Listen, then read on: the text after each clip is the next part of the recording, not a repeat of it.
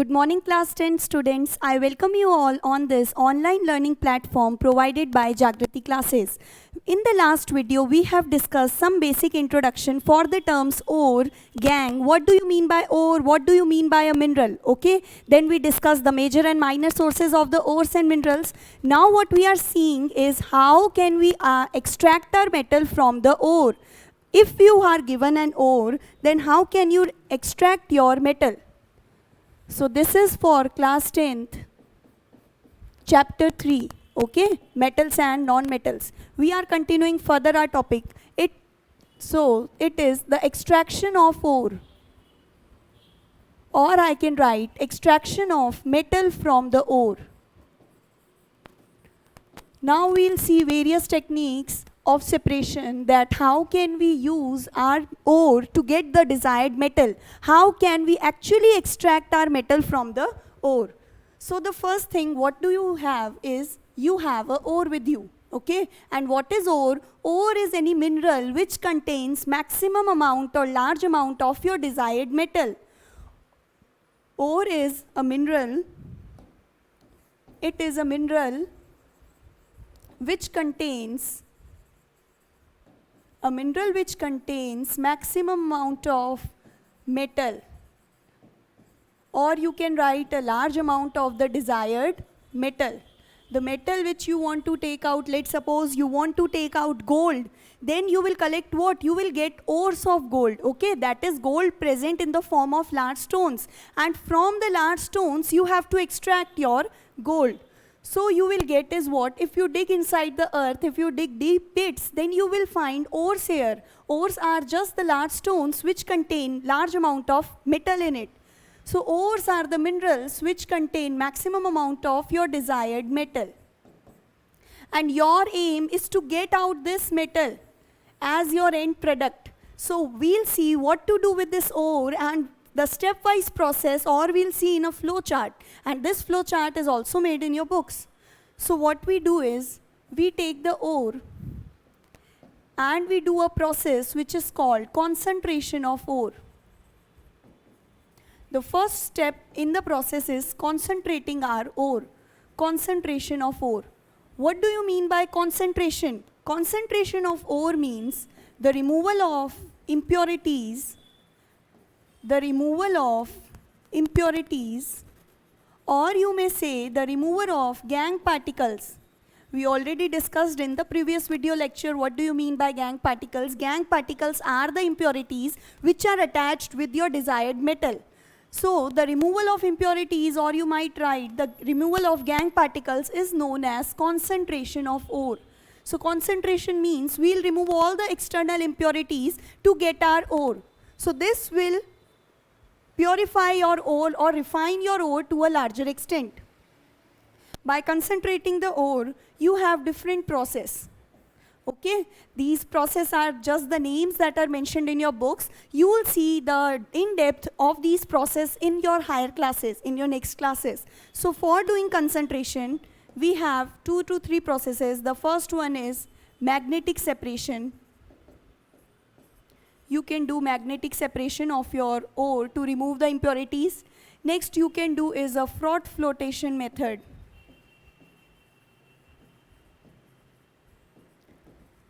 Okay, so there are many more processes for concentrating the ore. Some of them I have mentioned, that is magnetic separation and froth flotation. Now once you concentrate your ore, concentrate means once you remove all the impurities or gangue particles from your ore, then after concentration you will have your metal, and you can have 3 kinds of metals. These classes of metals are based on reactivity series, which I have already discussed in my previous classes. So once you have the ore, you do concentration of the ore. Concentration is removal of impurities. Then what you get is, then you get your metal. Okay, this metal is still partially impure. It is not completely free from impurities. Let's suppose if we had 100% impurities here, then with the concentration step, you have removed 50 to 70% of the impurities. Now you have removed out 50 to 70% of all the external impurities. This means if you had a ore, let's suppose the ore was in the form of a large stone. This was your ore, and the amount of metal present was this. Okay, the black stone which I have drawn was your ore, and in this ore the amount of metal present is represented by these particles, the red particles. So you desire to extract these metals. You do not have any work with the stone. So what you do the concentration of ore. You first separate the external impurities just by hammering. You can remove this whole of the impurities by hammering and removing the particles. Then what you do magnetic separation or froth flotation and similar process. These processes which can you use are based on the nature of the metal. Suppose you need to find out or extract your iron ore, then the process you use is magnetic separation, because iron are attracted towards the magnet. Or froth flotation can be used when the densities of the metal and your gangue particles are different. Then you use a method called froth flotation. We'll not go into the details that what is froth flotation, how it is done, what are the examples, what is the exact technique. No, we just have to remember the names, that what is meaning of the word concentration, and then what you mean, how can you concentrate, some of the techniques you should have a brief idea. Then now from this ore you want your metal. So what I got after the concentration is the particles of metal, but still some amount of ore is still present. Okay, some amount of impurity is still present in my metal. So for this I am first, this is the metal which is partially refined or partially pure metal. Now what to do? How to extract the metal now? So we can divide this metal into 3 categories based on reactivity series. Okay, I am making it on the next slide. That is, what I took was, I took a ore, then I did concentration of the ore. After concentration, I obtained my metal in partial form. Okay, I got my metal in a partial form. So these metals can be classified into 3 various categories on the basis of their reactivity. Reactivity series I have already told you. So these metals can be highly reactive. The first class is highly reactive metals. For all the different categories, we have different process. The further process are different for the different categories. So we are classifying the metals on the basis of their reactivity. Some metals are highly reactive. Then comes the next class of metals, that is moderately reactive metals. Moderately reactive. And then is our last class, which would be, of course, the least reactive metals. Least reactive. So we have categorized our metals into the 3 kinds or into 3 categories which are based on reactivity series. So the metals coming upside in the reactivity series are highly reactive metals. For example, the highly reactive metals are, most reactive is potassium, which is denoted by the symbol K. Here K stands for potassium. Then we have sodium, then we have magnesium. So these categories, these metals are highly reactive. So generally, I am writing the points. The highly reactive metals, these are present at the apex of the reactivity series. Apex means at the top. At the top of reactivity series. So which metals are highly reactive? Those metals which are present at the top of the series are called highly reactive metals. These are present at the top of our reactivity series. For example, their examples are potassium, sodium, magnesium, aluminium, etc. Then what we have, these metals generally occur in the form of oxides. In the form of oxides. Now a question should arise in your mind, why they are present in the form of oxides and not in any other form, or why they are not present in a free form in nature. Sodium nature में किस तरह मिलता है? We do not get a sodium, we get the oxide of sodium. That is, sodium is found in nature in the form of sodium oxide. Similarly, potassium is also found in the form of potassium oxides. Then you might ask, why so? Why not they are present in free state? because these metals, as already mentioned, they are highly reactive metals. It means they will not stay alone, okay? They will react with anything they get. So, and in the nature, in the surrounding atmosphere, we have a gas called oxygen. Oxygen is approx 21% constituent in the atmosphere, and this oxygen is highly reactive. So the highly reactive oxygen gas reacts with these metals, sodium, potassium, magnesium, to form their oxides. This is the only reason why we do not find this sodium, potassium and such metals in their free form. Why they are always present in the form of oxides or any other compounds? Because the reason for this I am writing here, they are present in the form of oxides because both, that is our metal and oxygen gas, both are highly reactive. So oxygen gas present in the surroundings react with your metal and they form the metal oxides. So these metals are found in the form of oxides. Now we come to our next class, that is moderately reactive metals. Moderately reactive metals, for example, let's take zinc. We are taking the examples of zinc. These moderately reactive metals are found in two forms. They are found in two forms in nature, okay? So the first form may be the sulfide, that is zinc attached with sulfide, which gives ZnS.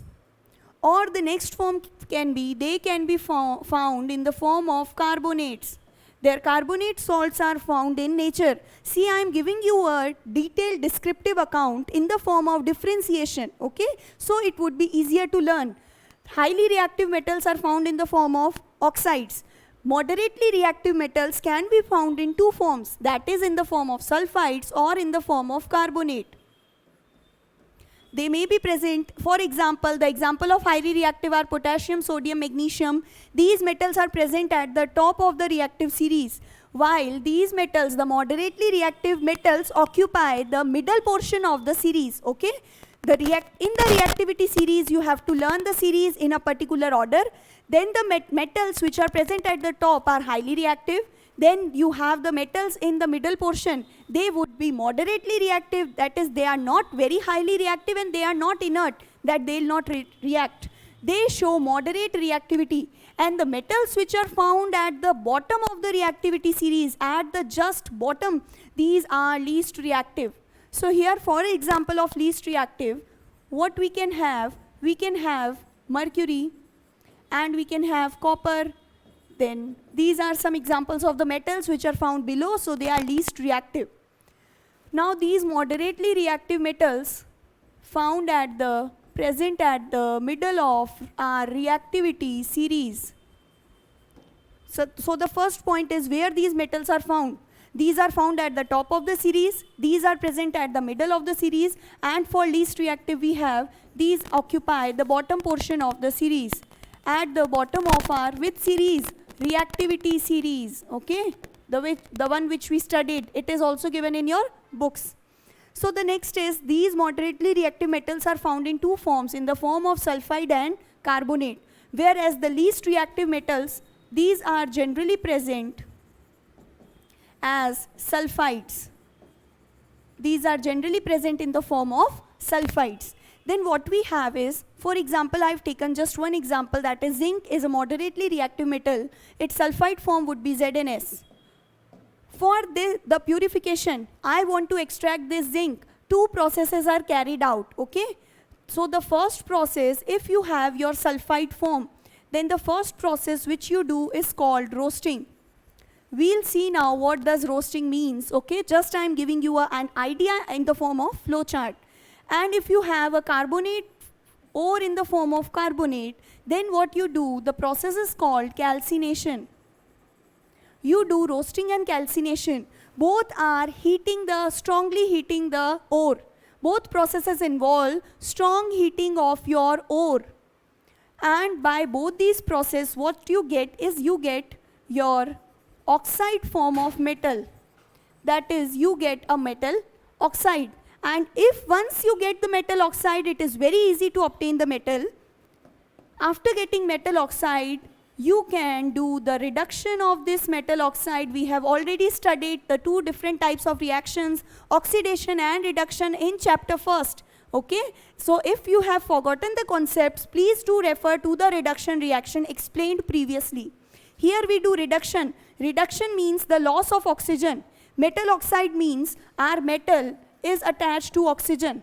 And I only want my metal separated out. So what I do the process of reduction, and with reduction what I get my metal, and this oxygen gas is liberated in the environment. So this is the process to get your metal as the final product. We are studying how can we extract the metal from our mineral or the ores. So first step what we did is we did the concentration of ore. Then what we did two different processes here. The process involved were roasting and calcination. We'll study these processes in detail now.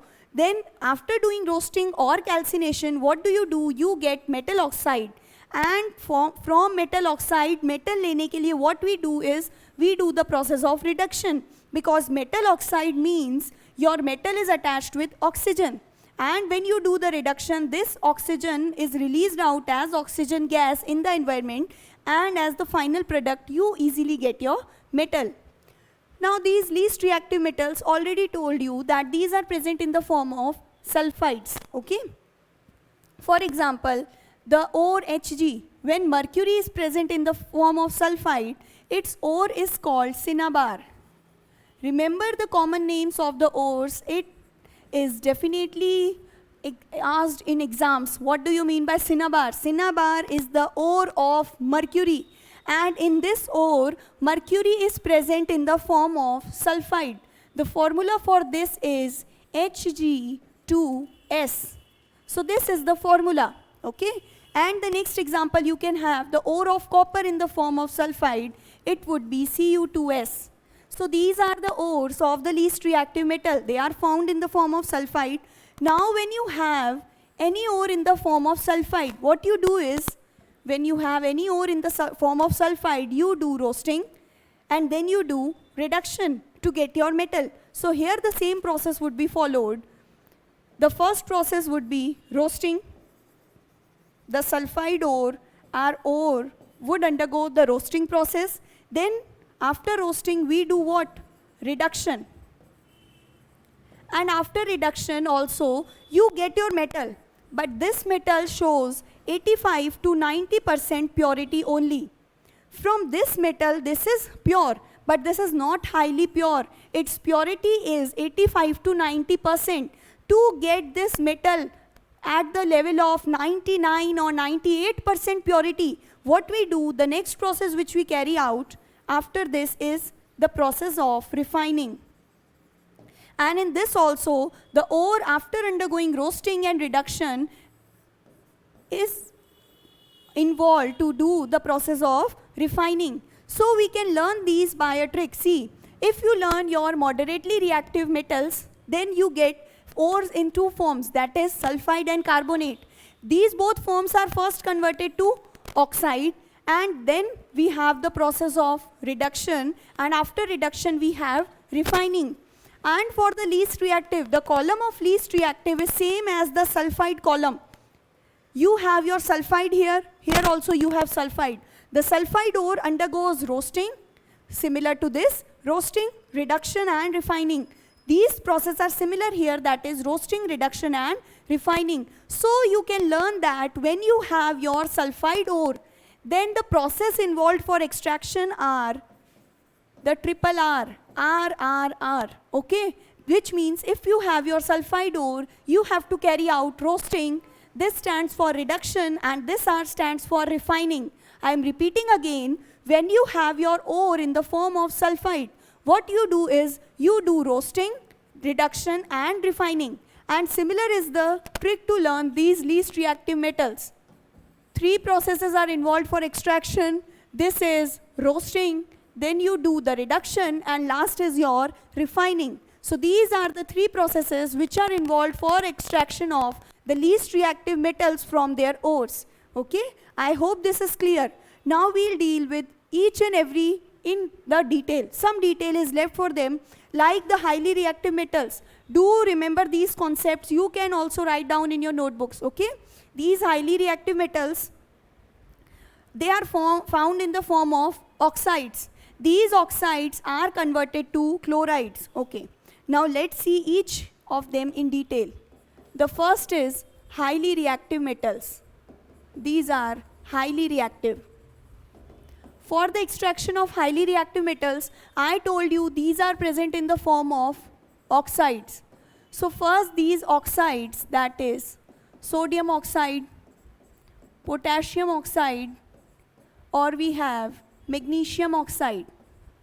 Generally we have them in the form of oxides because these metals show high reaction or high reactivity with the oxygen gas, which is in turn also very highly reactive. So we have these three metals in the form of oxides. First of all, this oxide form is converted to the chloride form. Okay? We convert the oxide form of metal to their chloride form. Then what we do is, we do a process called electrolysis. In this, only one process is done, that is electrolysis.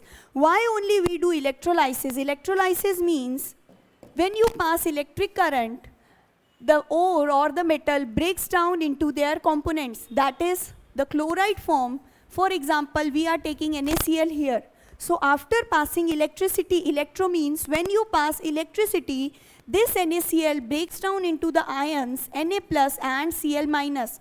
This thing we'll also have done in the acid, base and salt chapter, okay? So this NaCl breaks down in Na plus and Cl negative ions. And I need what? I need my metal, sodium, so it can be easily extracted. Electro means in the presence of electricity. Lysis means breakdown. Breakdown of your compound into the ions in the presence of electricity is called electrolysis. Now, the apparatus for electrolysis is what? You take a beaker here, okay? What you take a beaker, a container, a beaker, then you dip 2 electrodes here. These are my 2 electrodes. So I took a container and I took 2 electrodes. These electrodes are of the same thickness, are of the same size. Okay. These are my 2 electrodes. The positively charged electrode is called anode. Okay, this is anode. The negatively charged electrode is known as cathode. T-H-O-D-E. It is my cathode electrode. Anode is positively charged, cathode is negatively charged. Now what you do is, you take your metal in the molten state or the ore in molten state here. So this I am taking an example of sodium chloride, NaCl, okay? Highly reactive metal, Na, present in the form of chloride, and I am doing the process of electrolysis. I am explaining electrolysis. So this is the molten form of sodium or NaCl in molten form. Why do I require molten form? I have already discussed that in solid state or in dry state, these do not break into ions. And if they'll not break into their ions, they'll not show any of their characteristic property. They'll not be able to conduct the electricity. So I am taking the molten form, that is the melted form of NaCl, and I filled NaCl here. Now once I pass the electricity, when I on the key and pass the electricity, what do I observe? That this NaCl present in molten form breaks into its ions. It breaks into Na plus and Cl minus. And we have many positive and negative ions in our solution. After passing electricity, these sodium chloride break into its ions, that is Na plus and Cl minus. Now this positively charged ions is attracted to the negatively charged electrode. That is, it is attracted to cathode. Okay? So the positively charged ions are attracted to the negative terminal or the negative electrode, which is cathode. And this Cl minus goes to anode. It is negatively charged. It migrates to the positive electrode. So this Cl minus comes here. Cl minus means it has an extra electron. So on the anode, I am writing the reaction which occurs at anode. This Cl minus comes to anode. It loses its electron and becomes Cl. Okay. Then again one more chloride ion which is negatively charged, it will also migrate to anode. All the chloride ion will come to anode. So the first chloride ion loses its electrons and forms Cl. Then this is our next chloride ion. It also undergoes the same process, that is it loses its electron and becomes Cl. These both Cl combine together to form Cl2. And once Cl2 is formed, it is formed in the form of gas, and you can see chlorine bubbles coming out. So these are what? These bubbles present at the anode are the bubbles of chlorine gas. Now next what we have is your sodium ion, which was positively charged, will migrate to the negative electrode. And this sodium ion migrates to cathode. Okay? So I'll write the reaction which is occurring at cathode. At cathode, the sodium ion, this Na plus ion takes up the electron, and electron comes from where? The electron which Cl has left or lost, and these cathode are negatively charged. Negative means it is full of electrons, it is rich in electrons. So once this Na plus comes to the cathode, it takes an electron from the cathode and it becomes Na. That is the solid form of sodium. This was the aqueous form of sodium, the dissolved form, and once it came to cathode, it took an electron from the cathode and became a solid sodium metal. And this solid gets deposited on the walls of this cathode electrode.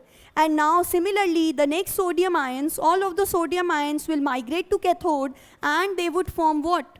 The sodium metal, and in turn the sodium metal will get deposited at the boundary of this cathode. So we would have our metal deposited on cathode, and this metal can be extracted easily. You can take out your cathode electrode and take all the metal, that is sodium metal. So you can easily extract your desired metal. This is the process when highly reactive metals are taken.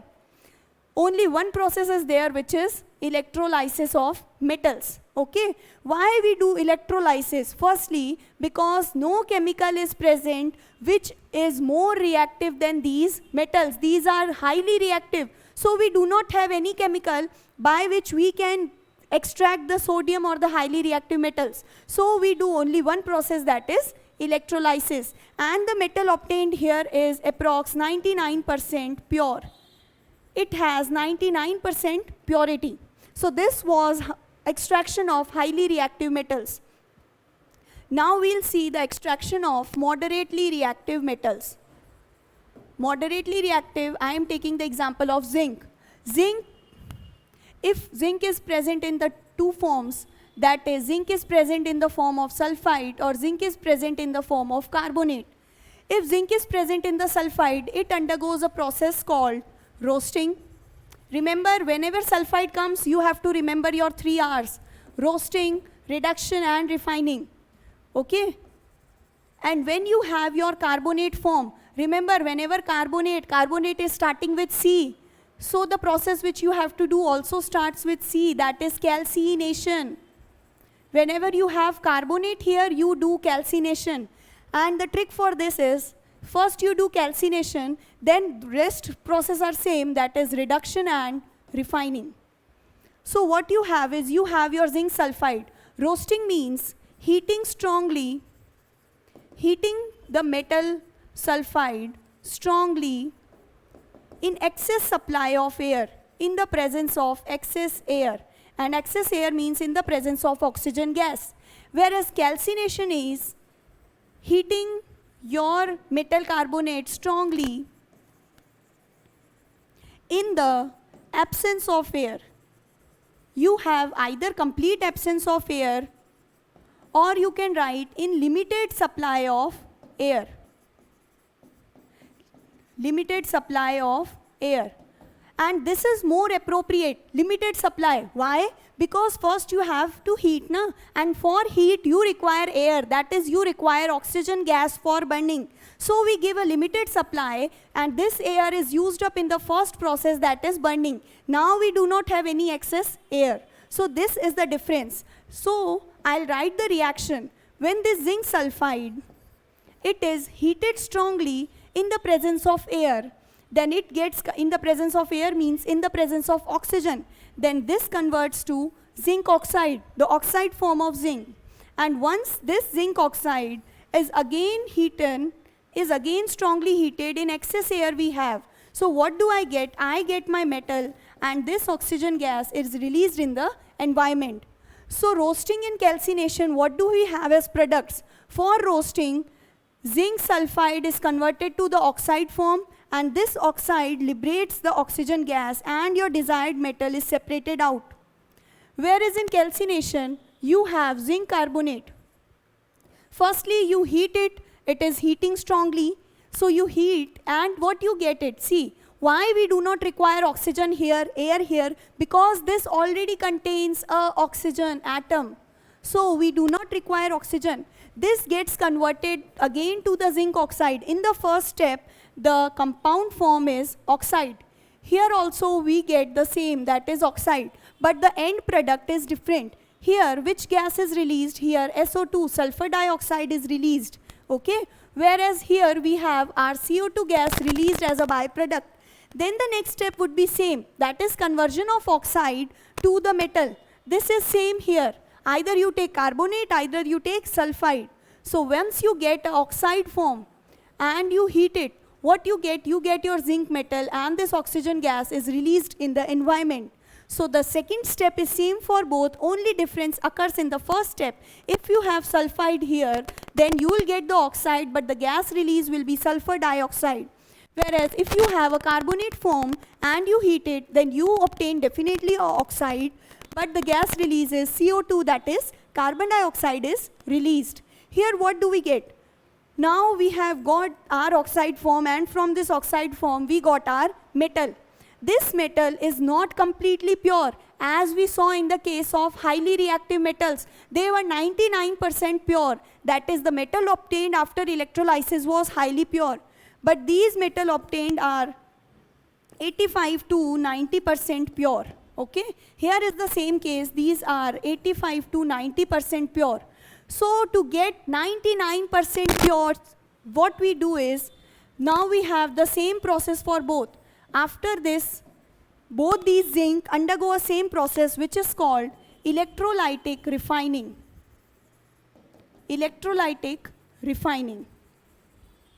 This electrolytic refining I'll discuss after discussing the category of least reactive metals. So you remember that we did the first R, that is roasting here, and for this first alphabet C stands for calcination. After this we did reduction. Where is the reduction step? I have not written reduction anywhere. Yes, this formation of zinc oxide, the removal of oxygen from a compound is called reduction. So this is the process of reduction. And for the carbonates, the reduction step is this second step. Reduction means loss of oxygen. So from the zinc oxide, when this oxygen is removed, this process is called the process of reduction. Now for this reduction, for both of the reduction process, what conditions do you need? You need a reducing agent. Either for reduction you take a reducing agent. For example, you take carbon. Carbon is very good reducing agent. Or what can you do? You can take a highly reactive metal. Highly reactive metal.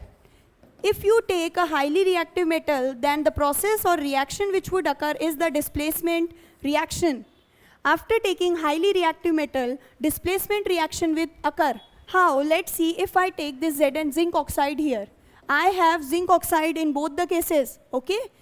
So this zinc oxide, if I take carbon, then it will be converted to zinc. It will be easily reduced to zinc. But if I take a strong metal here, okay, let's suppose I take potassium. Potassium comes at the top of the series, it is highly reactive. So this potassium is more powerful, so it will displace zinc from its salt, and the end products formed will be the oxide of potassium, and our zinc would be left out. So this is the process of reduction. Now just we have to study that after reduction, the next R, this R stands for electrolytic refining or refining in the presence of electricity. This I'll discuss after discussing the category of least reactive.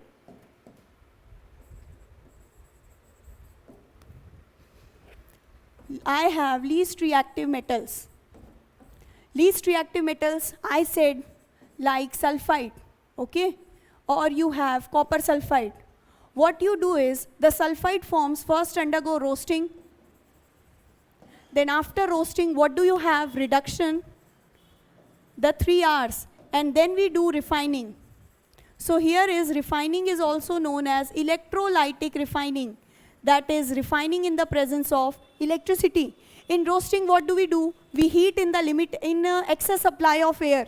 So this HGS, that is the cinnabar, ore of mercury, is heated. Then this sulfide forms, converts to oxide. We get metal oxide. It is the same as discussed earlier. So I am writing it quite quickly. HGS converts to HgO and sulfur dioxide is released. Now this HgO, for reduction what we have, this oxide which we got, it is reduced and we get our metal plus oxygen gas is removed out. This process is called what? Reduction. For reduction you can use carbon, that is any reducing agent, or you can use a highly reactive metal, then displacement reaction will occur. And what we have is, this is approximately 90% pure. To make it highly pure, that is to make it 99% pure, 98% pure, the process involved is refining. So now what we are discussing is the process of refining, which is also called electrolytic refining, because it is done in the presence of electricity. This is your electrolytic refining. What you do in electrolytic refining, you take a container. In this you take 2 electrodes. That is, you take a anode. It is your positive electrode. This is anode. It is made up of impure metal. This is made up of impure metal. Okay, the metal which you want to separate out. And you take a thin strip of cathode. This is your negative terminal. It is cathode. And you take a thin strip of your pure metal. This thin strip is made up of completely pure metal. Now what you do, you take your metal salt solution here. Here you take the salt solution. For example, I am explaining refining using the example of copper. Okay, so here what you take your metal salt, that is copper sulfate, as the solution.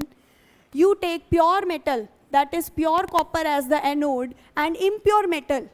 Here what we have is copper attached with certain impurities. So we have our impure metal here. Once you pass on the electricity, okay, once you pass on the electricity, then you can observe 2 ions. That is, you will have Cu2 plus and SO4 2 minus. The positively and negatively charged ions will separate out. These positively charged ions will go to cathode, and these sulfate ions will go to anode. Now what you observe, these positive ions goes to cathode. On cathode, what reaction occurs? This Cu2 plus takes electrons from the cathode and becomes a pure metal, Cu. So here our copper metal gets deposited, which was present in the solution. Now what happens is, when the copper metal migrates and deposits at the cathode, then the concentration of copper in the solution decreases. Concentration of copper in the solution will decrease because copper is migrating to cathode. So here in the solution you will have less amount of copper. To fulfill this, to balance this, the metal, this anode metal gets dissolved and it produces copper ion. So copper ions from this anode metals gets dissolved in the solution, and what do you observe? With this copper ion you have impurities. The copper ions come from anode and these similarly go to cathode, get deposited here in the form of pure copper metal, but the impurities, they have no charge. So these chargeless impurities, they just come here and deposit in the form of a mountain, a small mountain. And because the impurities deposit below the anode, it is called anode mud. Okay, and these copper, with time, what you observe, that your anode decreases in size. Anode decreases in size because the copper from the anode is coming in the solution and it is depositing at cathode. So the anode will decrease and these impurities will collect here below anode. It is called anode mud, and your cathode electrode will become thick with time because as the metal deposits. This was your lecture about extraction of metals. Now, thank you for joining this class, and I'll make you study the further topics in the next video. Thank you.